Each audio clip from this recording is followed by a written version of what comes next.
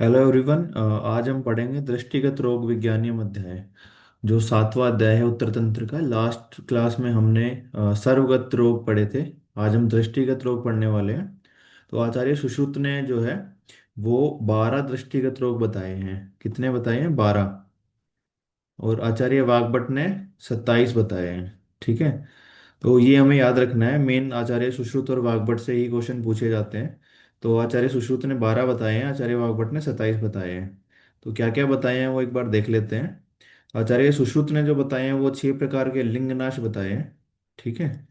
इसके अलावा उन्होंने पित्त विदक दृष्टि, श्लेष्म दृष्टि, रसोजाड्य, गंभीरिका, नकुलांधय, ठीक है, ये रोग बताए हैं 12। और आचार्य वाग्भट ने 27 बताए हैं। तो उन्होंने जो है लिंगनाश 7 बताए हैं पहले तो ये इंपॉर्टेंट है। आचार्य वाग्भट ने 7 लिंगनाश बताए हैं। उन्होंने औपसर्गिक लिंगनाश एक्स्ट्रा बताया है। ठीक है। इसमें कफज जो लिंगनाश है वो साध्य बताया गया है, जबकि जो आचार्य सुश्रुत ने जितने भी लिंगनाश बताए हैं वो याप्य बताए हैं। सुश्रुत ने याप्य बताए हैं, वाग्भट ने कफज साध्य बताया है, अन्य जो है वो असाध्य बताए हैं। ठीक है, इंपॉर्टेंट है। वाग्भट ने सभी लिंगनाश असाध्य बताए हैं। इसके अलावा उन्होंने 6 प्रकार के कांच बताए हैं। जो 6 कांच है वो सभी याप्य बताए हैं। ठीक है, अगेन दिस इज इम्पोर्टेंट। और 6 प्रकार के तिमिर बताए हैं जो सभी साध्य बताए गए हैं। तो तिमिर साध्य बताए हैं, 6 कांच बताए हैं जो याप्य हैं, और 7 प्रकार के लिंगनाश बताए हैं उसमें कफज लिंगनाश साध्य है, बाकी सभी असाध्य हैं। इसके अलावा जो उन्होंने अन्य रोग बताए हैं वो उनमें ह्रसोजा है जो ह्रसोजाड्य के समान बताया है, उष्ण विदक दृष्टि, अम्ल विदक दृष्टि, दोषांधय और धूमर। तो इस प्रकार कुल आचार्य वाग्भट ने 27 रोगों का वर्णन किया है दृष्टिगत। आचार्य सुश्रुत ने केवल 12 रोगों का ही वर्णन किया है। अब इसमें चैप्टर में देखते हैं हम आगे क्या क्या बताया गया है। तो सबसे पहले जो श्लोक नंबर 3 और 4 है उसमें से क्वेश्चन पूछा जा सकता है। उसमें क्या बताया? मसूर दल मात्र। तो दृष्टि का लक्षण क्या है? तो दृष्टि की जो आकृति है, दृष्टि का जो अपीयरेंस है उसके बारे में बात हो रही है। तो मसूर दल के समान आकृति की पंच महाभूतों के प्रसाद भाग से बनी हुई। तो पंच महाभूतों के प्रसाद भाग से दृष्टि बनाई बनती है। ठीक है, तो पंचभूत प्रसाद जब इम्पोर्टेंट है, याद रखना है। खद्योत विस्फुट लिंगाभम इदम तेजो अभि अव्यय। यानी कि खद्योत और जुगनू और अग्निकण के समान आभा वाली तथा अव्यय तेज से व्याप्त और बाहर से नेत्रगोलक के कई पटलों से आवृत। तो आवृतम पटलेन अक्षणों बाहेन विवर आकृतिम। ठीक है, विवर आकृतिम है ना, छिद्र के स्वरूप की होती है। शीत साथ में इंपॉर्टेंट है, शीत साथ में। तो जो दृष्टि है उसके लिए शीत साथ में होते हैं। शीतल आहार विहार जिसके लिए साथ में हो उसे दृष्टि कहा जाता है। ठीक है। तो ये हमें याद रखना है। इसके बाद नेक्स्ट आते हैं। यहाँ पे दृष्टिगत रोगों की संख्या के बारे में बात हो रही है। तो जैसा मैंने बताया था 6 प्रकार के लिंगनाश हैं जो याप्य होते हैं। फिर पित्तविदक दृष्टि है, जो अशस्त्रकृत है, श्लेष्मविदक दृष्टि है, अशस्त्रकृत है, और धूमदर्शी है। तो ये तीनों ही रोग अशस्त्रकृत है। पित्तविदक दृष्टि और धूमदर्शी जो है वो पित्त दोष के कारण होते हैं, और श्लेष्मविदक दृष्टि कफ दोष के कारण होते हैं। इसके बाद जो 10वां है वो हर्षोजाड्य है, 11वां नकुल अंधे और 12वां गंभीरी का रोग है। तो ये तीनों जो है वो असाध्य होते हैं, याद रखना है हमें। 3 दृष्टिगत रोग असाध्य हैं, रसोजाड्य, नकुलांधय और गंभीरी का। तो गंभीरी का जो है वो वात दोष के कारण होता है, रसोजाड्य पित्त दोष के कारण होता है, और नकुलांधय त्रिदोष या सन्निपात के कारण होता है। ठीक है। तो ये इम्पोर्टेंट है, इनके दोष भी इम्पोर्टेंट है, और कौन से रोग असाध्य हैं, कौन से याप्य हैं, कौन से अशस्त्रकृत हैं, ये भी हमें याद रखना है। Then comes Timir. तो तिमिर में क्या बताया है? तिमिर में बताया है कि जो पटल के अकॉर्डिंग जो है उनके लक्षण बताए गए हैं। कि अगर प्रथम पटल में है तो क्या लक्षण होंगे, द्वितीय पटल में है तो क्या लक्षण होंगे, तृतीय पटल में है तो क्या लक्षण होंगे, तीनों पटलों में दोष आश्रित हैं तो क्या संज्ञा दी गई है, चौथे पटल में दोष पहुंच गए हैं तो उनको क्या बोला है, राग प्राप्त करने पर उनको क्या बोला है, तो वो सब इसमें बताया गया है। तो प्रथम पटलगत तिमिर के लक्षण में देखते हैं हम क्या क्या लक्षण है और क्या क्या एग्जाम में पूछे जाते हैं। जिस मनुष्य के नेत्र के प्रथम पटल में दोष व्यवस्थित होते हैं उस पुरुष के मिथ्या आहार विहार से विगुण हुए दोष सिराओं के मार्ग द्वारा नेत्र के आभ्यंतर में जाकर विकृति उत्पन्न करते हैं, जिससे वह सब पदार्थों को अव्यक्त देखता है। तो क्वेश्चन यही पूछा जाता है अव्यक्तानि स्वरूपाणि। तो अव्यक्त रूपों को देखता है तो ये प्रथम पटलगत दृष्टिगत रोग का लक्षण है। प्रथम पटलगत तिमिर का लक्षण है अव्यक्त रूपों को देखना। ठीक है, यही क्वेश्चन बनता है, इंपॉर्टेंट है। उसके बाद द्वितीय पटलगत लक्षण में क्या क्या पूछा जा सकता है। ठीक है, तो ये सिर्फ ए आई पीजीटी के लिए नहीं, एमओसीएच या एएमओ के एग्जाम्स में भी पूछा जा सकता है। दृष्टि भ्रशम विलहति द्वितीयं पटलम गते, मक्षिका मशकान केशांजल जालकानि च पश्यति, मंडलानि पताकाश्च मरीचि कुंडलानि च। ठीक है, दोनों ही लाइनें इंपॉर्टेंट है, दोनों से ही क्वेश्चन पूछा जा सकता है। परिप्लाश विधान वर्ष अभ्रम तमांसी च दूरस्थानी च अपि रूपाणि मन्यते संयुक्त है। मोस्ट मोस्ट इंपॉर्टेंट है ये। समीपस्थानि दूरे च दृष्टे गोचर विभ्रमात् ज्ञातवान् अपि इत्यर्थं सूचिपाशं न पश्यति। ये भी इंपॉर्टेंट है। तो तीनों ही लाइन जो है ना, उनसे क्वेश्चन पूछे जा चुके हैं प्रीवियस ईयरली। सबसे ज्यादा इंपॉर्टेंट ये है कि रोग की अधिक बढ़ती हुई अवस्था में दूर की वस्तुएं पास दिखती हैं और पास की वस्तुएं दूर दिखाई देती हैं। मोस्ट मोस्ट इंपॉर्टेंट लक्षण है। तो ये किसका है, द्वितीय पटलगत तिमिर का लक्षण है। पास की वस्तुएं दूर दिखेंगी, दूर की पास दिखेंगी।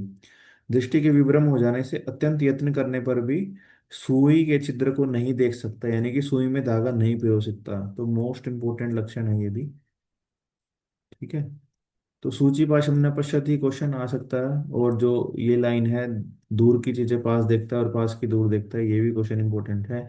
इसके अलावा ये भी हम याद रखेंगे कि मंडलानी पताकाश मरीचि कुंडलानी है ना, मक्षिका मशकान केशांजल, तो ये सब याद रखना है हमें। ठीक है, उसके बाद नेक्स्ट आते हैं तृतीय पटलगत लक्षण। तो तृतीय पटलगत तिमिर में क्या देखने को मिलता है। तृतीय पटलगत में क्या होगा, दर्शन में अक्षमता। ठीक है, देखने में अक्षम रहेगा, दृष्टि विषम हो जाएगी, है ना। तो तीसरे में दृष्टि ही विषम हो जाएगी, जिससे रुग्ण ऊपर की वस्तुओं को देख सकता है लेकिन नीचे की वस्तुओं को नहीं देख पाता है। इंपॉर्टेंट है, ऊपर की वस्तुएं देख पाएगा, नीचे की नहीं देख पाएगा। बड़ी वस्तु को वस्त्र से ढकी हुई देखता है। कर्ण नासा और आंख वाले व्यक्तियों को उन अंगों से रहित सा देखता है। दोष के बलवान होने से यथा दोष दृष्टि मणि के रंग में परिवर्तन हो जाता है। अगर दोषों की स्थिति, ये इसमें ध्यान देना है आपने, ये इंपॉर्टेंट है। दोषों की स्थिति अगर नीचे के हिस्से में होगी तो समीप की वस्तुओं को नहीं देख सकता। दोषों की स्थिति ऊपर होगी तो दूर की वस्तुओं को नहीं देख सकता। दोष अवस्थान पार्श्व में हो तो पार्श्व की वस्तुओं को नहीं देख सकता है। और दोषों का चारों ओर अवस्थान हो जाने से वस्तुओं को संकुल या मिश्रित सी देखता है। दोष की दृष्टि के मध्य में समीप होने, मध्य में अगर स्थित है तो एक वस्तुओं को दो रूप में देखेगा।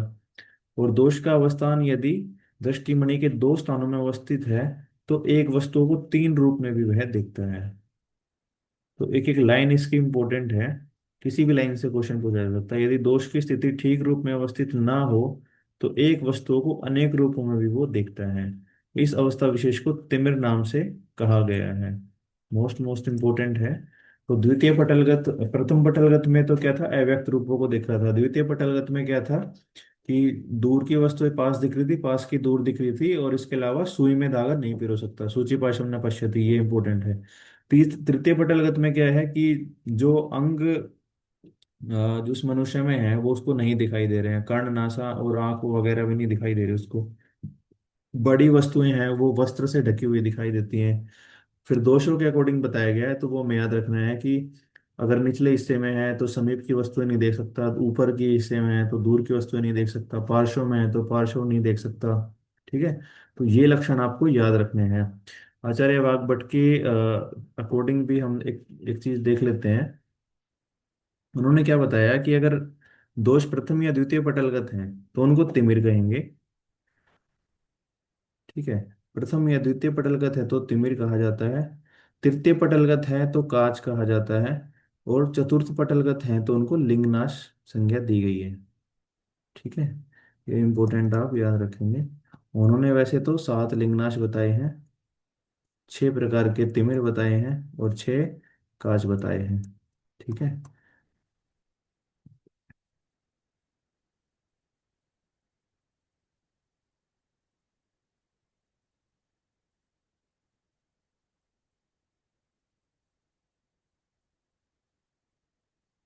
उसके बाद देखते हैं लिंगनाश लिंगनाश नीलिका और कांच के लक्षण। तो तिमिर को उत्पन्न करने वाला वही दोष यदि चौथे पटल में प्राप्त होने पर दर्शनी को पूर्ण रूप से अवरुद्ध कर दे।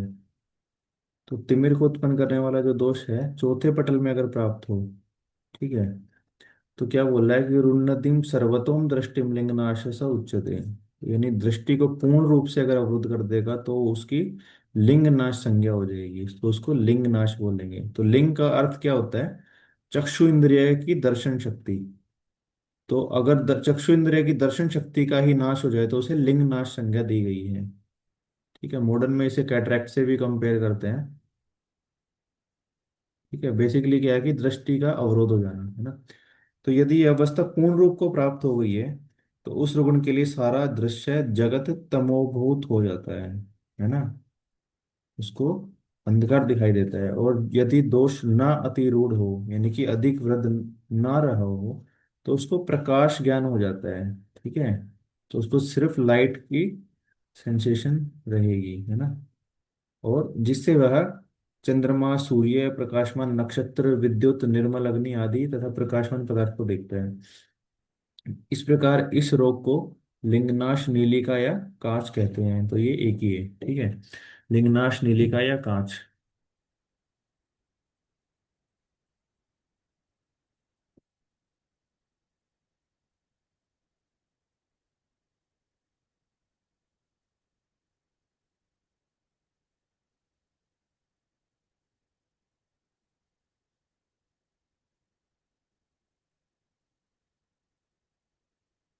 उसके बाद दोषों के अकॉर्डिंग देख लेते हैं।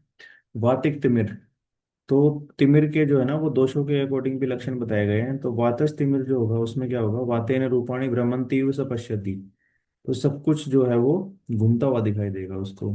आविलानी अरुणाभानी व्याविधानी च मानवा। तो मलिन, किंचित रक्तवर्ण एवं व्याविद यानी कुटिल से दिखाई देते हैं। वट ने गंभीरा दृष्टि के लक्षण इस तरह से बताए हैं। तो ब्रह्मतीव से पश्यति इंपोर्टेंट याद रखना है हमें। आविल रूपों को देखता है और व्याविद दिखाई देते हैं, ये भी हमें याद रखना है। उसके बाद पैतिक तिमिर में क्या है कि रोगी को सूर्य, जुगनू, इंद्रधनुष, विद्युत, मयूर पंख। तो जो श्लोक है उसमें याद रखे ना, आदित्य खद्योत शक्र चाप तड़िक गुणान। ठीक है, शिखी बही विचित्राणी। शिखी बही विचित्राणी इंपोर्टेंट है, क्वेश्चन पूछा जा चुका है। तो विचित्र विचित्र नील और कृष्ण दृश्य दिखाई देते हैं, ये पैतिक तिमिर का लक्षण है। उसके बाद श्लेष्मक तिमिर। श्लेष्मक तिमिर में क्या होगा? कफेन पश्यत रूपाणी स्निग्धानि चेत सितानि च। तो स्निग्ध और शीत अगर उसको पदार्थ दिखाई देते हैं। गोर चामर गोराणी इंपोर्टेंट है, गोर चामर गोराणी। ठीक है, गौरवर्ण जो है वो श्वेत के का या कफ के कारण होता है, तो हमें याद रह जाएगा। श्वेत अभ्र प्रमितानी च। पश्चेद सूक्ष्माणि अत्यर्थ व्यभ्रेच है। ठीक है, तो आकाश में मेघ न होने पर भी मेघों को देखता है। छोटे पदार्थों को अत्यंत मोटे रूप में देखता है, इंपॉर्टेंट है। पश्चेद सूक्ष्माणि अत्यर्थ अत्यर्थम। ठीक है, यानी कि सूक्ष्म पदार्थों को भी अधिक मोटे रूप में देखता है। और मेघ न होने पर भी मेघों को दौड़ते हुए देखता है ना। इंपॉर्टेंट लक्षण है ये। सलिल, प्लव, प्लेवितानी, परिजाड्यानी मानवा। तो संपूर्ण पदार्थों को जल में डूबे हुए के समान देखता है ना। तो कफ, जल, ये सब जो लक्षण है, मेघ, है ना, इनसे आपको याद रखना है ना। तो ये कफ के कफज तिमिर के लक्षण है। इसके सिवाय पदार्थों के जड़ या चारों ओर से स्तिमित हुए सा दिखता है। उसके बाद है रक्तज तिमिर। तो रक्तज तिमिर में क्या लक्षण याद रखना है? वह रोगी वस्तुओं को लाल, तमो में हरे रंग युक्त, शाव वर्ण युक्त, काले और धुएं सा छादित देखता है। तो हरित, शाव, कृष्णानी। देखो, शाव और कृष्ण या अति कृष्ण जो है वो मेनली रक्त के कारण होता है वर्ण। धूम और धुएं के वर्ण का दिखता है। ठीक है, तो ये भी इंपॉर्टेंट याद रखना है। और हरित, शाव, कृष्णानी, धूम, धूम्राणी च ईशते। ये रक्तज तिमिर का लक्षण है। उसके बाद क्या है? सन्निपात तिमिर। तो सन्निपात तिमिर में क्या बोला है? चित्र विचित्र रूपों में दिखेगा, है ना। तो तीनों दोषों से प्रकोपित है। तो चित्र विचित्र या चारों ओर से विलुप्त, अवकीर्ण या घेरा सा पदार्थों को देखता है। कभी एक पदार्थ को बहुधा, कभी द्विधा या चारों ओर से विभक्त देखते हैं। तो बहुधा या द्विधा या वापि सर्वान्य संबंधित है, ये इंपॉर्टेंट आपको लक्षण याद रखना है। हीन, अधिक, एकांग अथवा ज्योतिषीव च पश्यति।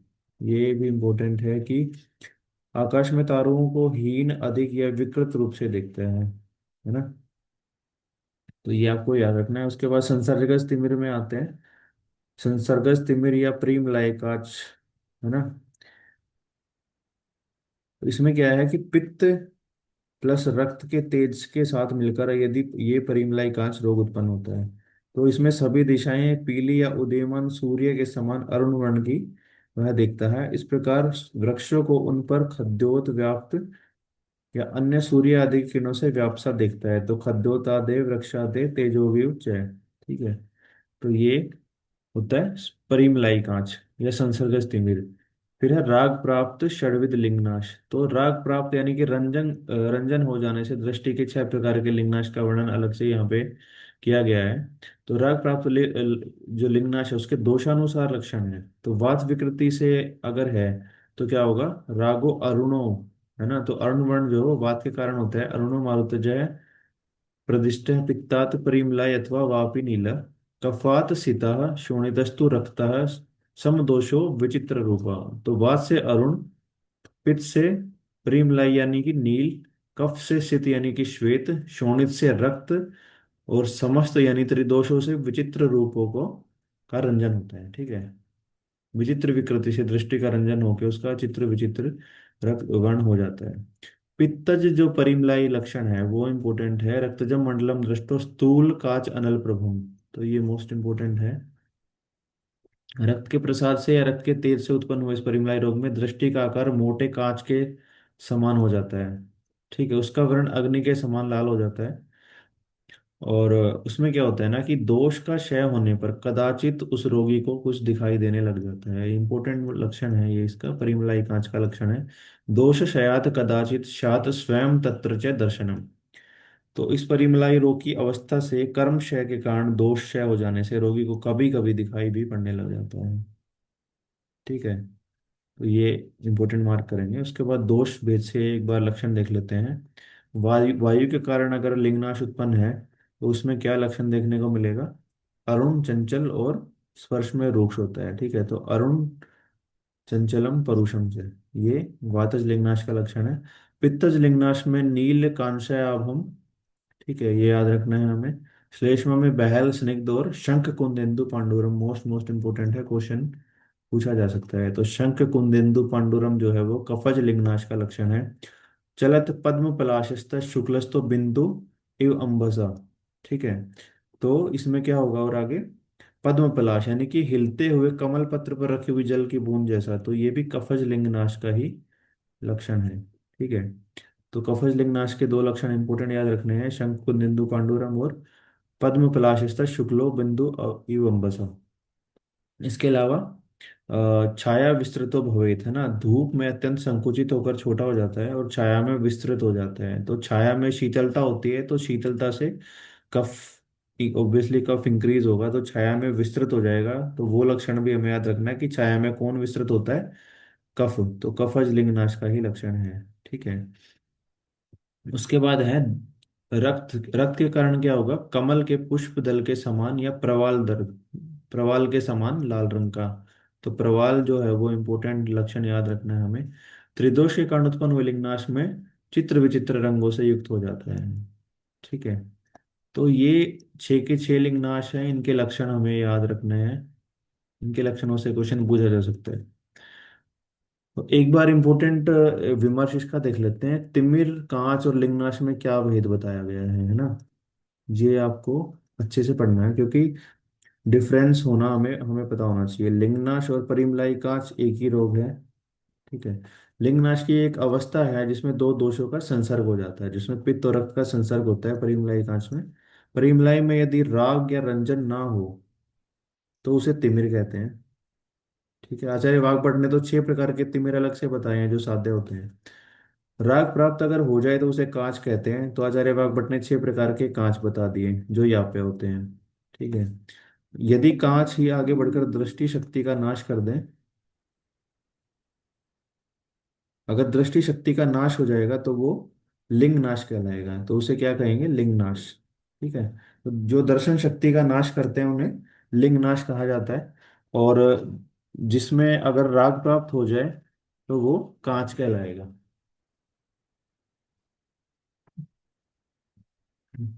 उसके बाद क्या है, तिमिर, कांच और लिंगनाश की साध्यता असाध्यता देखते हैं। प्रथम, द्वितीय और तृतीय पटलगत सभी प्रकार के तिमिर साध्य होते हैं। तृतीय पटलगत तिमिर में यदि राग प्राप्त होकर कांच संज्ञा प्राप्त हो जाए तो उसे याप्य हो जाते हैं वो। और इसमें अगर दर्शन शक्ति का नाश हो जाए तो लिंग नाश संज्ञा हो जाती है। और इन लिंग नाशों में श्लेष्मज लिंग नाश को छोड़कर अन्य लिंग नाश असाध्य होते हैं। तो ये सुश्रुत का नहीं है, ये आचार्य वाग्भट का है। ठीक है। तो ये इंपॉर्टेंट याद रखना है, आचार्य वाग्भट ने तिमिर साध्य बताए हैं, कांच याप्य बताए हैं और लिंगनाश असाध्य बताए हैं। उसमें श्लेष्मज लिंगनाश जो है वो साध्य बताया और उसकी विशिष्ट शल्य चिकित्सा भी बताई गई है। ठीक है। तो 6 प्रकार के लिंगनाश हो गए, वातज, पित्तज, कफज, रक्तज, सन्निपातज और संसर्गज या परिमलाई कांच। पित्त विदक दृष्टि, श्लेष्म विदक दृष्टि, धूमदर्शी, हरसोजाड्य, नकुलांदय और गंभीरिका। जिसमें हरसोजाड्य, नकुलांदय और गंभीरिका असाध्य बताए गए हैं। धूमदर्शी, श्लेष्म विदक दृष्टि और पित्त विदक दृष्टि औषध साध्य या अशस्त्रकृत बताए गए हैं। पित्त विदक दृष्टि का लक्षण देख लेते हैं। तो नाम से ही पता लग रहा है पित्त के कारण होता है ये रोग। तो मिथ्या विहार, आहार विहार के कारण दूषित हुआ जो पित्त है वो दृष्टि में पहुंचकर दृष्टिमंडल को पीत वर्ण का कर देता है। इससे रोगी को सभी जो पदार्थ है वो पीत वर्ण दिखाई देते हैं। इसकी दोषों की स्थिति यदि तृतीय पटल में हो तो उसे दिन में नहीं दिखाई देता, लेकिन केवल रात्रि में देख सकते हैं। क्योंकि दिन में पित्त अधिक बढ़ा रहता है तो इसलिए दिन में नहीं देख सकता। रात्रि में पित्त शांत हो जाता है तो रात्रि में देख सकता है, क्योंकि रात्रि में दृष्टि पर शीत का प्रभाव होता है और पित्त की अल्पता होती है। ठीक है। तो it can be compared as दीवान दे और डे ब्लाइंडनेस। ठीक है, इंपॉर्टेंट है। प्राप्ते तृतीय पटलम तो दोषे दीवान न पश्येत निशि वीक्षते जाए। ये इंपॉर्टेंट है, ये श्लोक भी आ सकता है, आपसे पूछा जा सकता है ये किसका लक्षण है। तो ये पित्त विदक दृष्टि का है, जिसमें वो दिन में देख पाता है। उसके बाद है श्लेष्मेधक दृष्टि। तो श्लेष्मेधक दृष्टि नाम से पता लग रहा है श्लेष्मा दोष के कारण होता है। इससे सभी पदार्थ श्वेत दिखाई देते हैं। अगर तीनों पटलों में या तृतीय पटल में दोष आश्रित है तो वो उसमें नक्तांधता या रात्रि अंधता उत्पन्न हो जाती है, क्योंकि रात्रि में श्लेष्मा का प्रभाव बढ़ जाता है और दिन में कम हो जाता है। तो दिन में सूर्य के ताप से या तेज से दृष्टि पर कफ शामक प्रभाव होता है, जिसके कारण वो अन्य रूपों को देख सकता है। ठीक है। तो दिस इज नाइट ब्लाइंडनेस है ना। तो रात में ये नक्त अंधता इसमें मिलती है, श्लेष्मविदक दृष्टि में। तो रात्रि में अंधता मिलती है इसमें।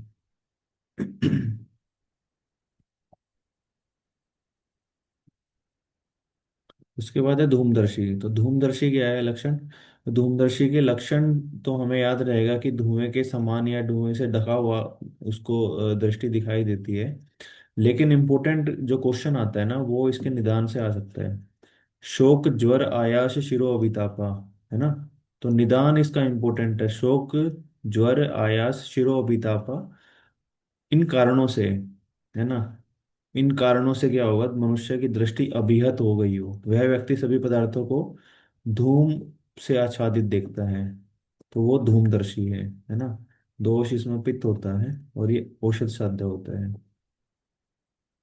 उसके बाद है रसोजाड्य। तो रसोजाड्य भी पित्त के कारण होता है, लेकिन ये असाध्य होता है। तो इसमें क्या है, स रसोजाड्यो दिव से शुक्रशात रसवानी रूपाणी स चाहिए पश्येत। तो इस रोग में रोगी दिन में बड़ी कठिनाई से देखता है, स्वाभाविक वस्तुओं को भी छोटे आकार के देखता है ना। तो ये भी एक तरह से नाइट ब्लाइंडनेस नहीं है, नाइट ब्लाइंडनेस में ही काउंट होता है। तो दिन में कठिनाई से देखेगा, स्वाभाविक वस्तुओं को छोटे आकार के देखेगा। तो श्लोक फॉर्म में अगर क्वेश्चन आएगा तो यही आएगा, कृषात रसवानी रूपाणी से इन पशे। तो रसों से आपको याद रहेगा कि रसो जाते हैं। इसका दोष इंपॉर्टेंट है लेकिन, ठीक है। इसको वात कुछ लोग लगा के आ जाते हैं, लेकिन ये पित्तज होता है। उसके बाद अगला जो असाध्य रोग बताया गया है वो नकुलांध्य है। नकुलांध्य में तीनों दोषों की स्थिति रहती है। तो वात, पित्त और कफ के कारण नकुलांध्य होता है। त्रिदोषज असाध्य रोग है। जिस मनुष्य की दृष्टि नकुल के समान हो जाए, है ना, तो दो दृष्टि दोषा विपन्ना नकुलस्य यद्वत् चित्राणि रूपाणि दिवा स पश्चेद सा वे विकारो नकुलांधे संगे। तो वह दिन में चित्र विचित्र रूपों को देखता है और रात्रि में बिल्कुल नहीं देखता है। ठीक है, तो कम्प्लीटली ब्लाइंड हो जाएगा रात में, उसे नकुलांधे कहते हैं। दिन में भी वो चित्र विचित्र रूपों को देखेगा। ठीक है। तो हर्षो जाड्डे में क्या था कि छोटे आकार के दिखता है, दिन में कठिनाई से दिखता है। और जो श्लेष में दृष्टि था उसमें क्या था कि रात्रि में अंधता है लेकिन दिन में उसको दिखाई देता है थोड़ा बहुत। लेकिन नकुलांधे में क्या है कि रात्रि में बिल्कुल नहीं देख सकता, दिन में भी चित्र विचित्र रूपों को देखता है ना। तो ये त्रिदोषज होने के कारण ये असाध्य होता है नकुलांधे। उसके बाद क्या है गंभीरी का। तो गंभीरी का रोग जो है वो वात के कारण होता है, तो इसका जो दोष है वो बहुत इंपॉर्टेंट है। श्वसन उपसृष्टा बोला है, तो श्वसन यानी कि वात दोष। तो वात दोष के कारण उपसृष्ट यानी आक्रांत होने से दृष्टि विरूप या विकृत हो जाती है और उसमें संकोचन हो जाता है। ठीक है।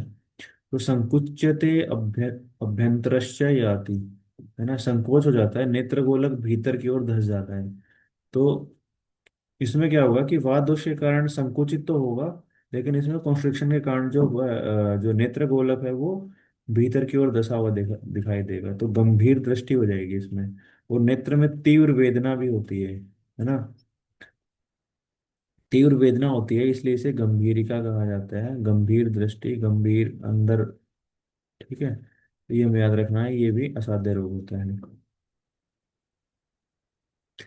तो टोटल जो 12 रोग बताए वो हमने पढ़ लिए। इसके बाद जो अन्य दो रोग बताए हैं, सनिमित लिंगनाश और अनियमित लिंगनाश। ठीक है। तो ये जो 6 लिंगनाश है उनके अलावा दो अलग से बताए गए हैं। तो सनिमित नाम से पता लग रहा है, सनिमित यानी कि जिनका कारण है, और अनियमित जिनका कारण नहीं है। ठीक है। तो ये हमें क्लियर होना चाहिए कि सानियमित और अनियमित में क्या डिफरेंस है। सानियमित अगर किसी कारणवश अगर लिंगनाश उत्पन्न हो रहा है, और अनियमित जो है वो इडियोपैथिक कोज है ना।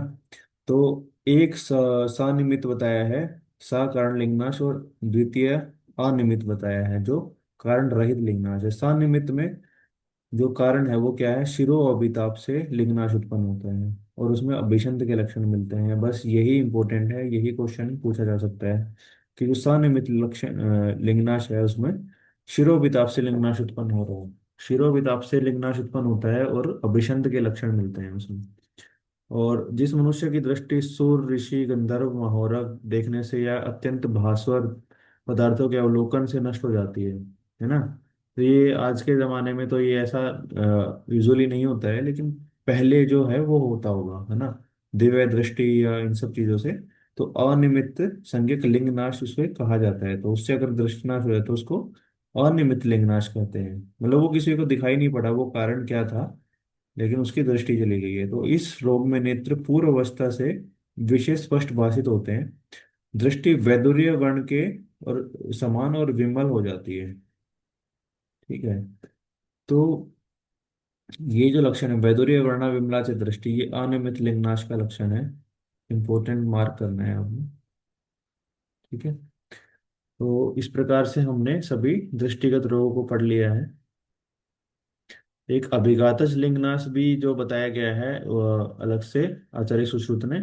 वो क्या बताया है, अभिघात से हतो ही मनुष्य की दृष्टि विदीर्ण हो जाती है, दुख युक्त हो जाती है और बिल्कुल नष्ट हो जाती है। तो विदीर्यते सीदते हीयते व निर्णाम अभिघातम, है ना। तो ये अगर लक्षण पूछा जाए विदीर्यते सीदते हीयते, तो ये किसका है, अभिघातज लिंगनाश का लक्षण है। ठीक है। तो यहाँ मतलब जितना भी हमने अभी तक पढ़ा दृष्टिगत रोगों में, इतना हमें याद रखना है, उसके बाद हम चिकित्सा पढ़ने वाले हैं। Thank you all and please like and subscribe my channel for more updates.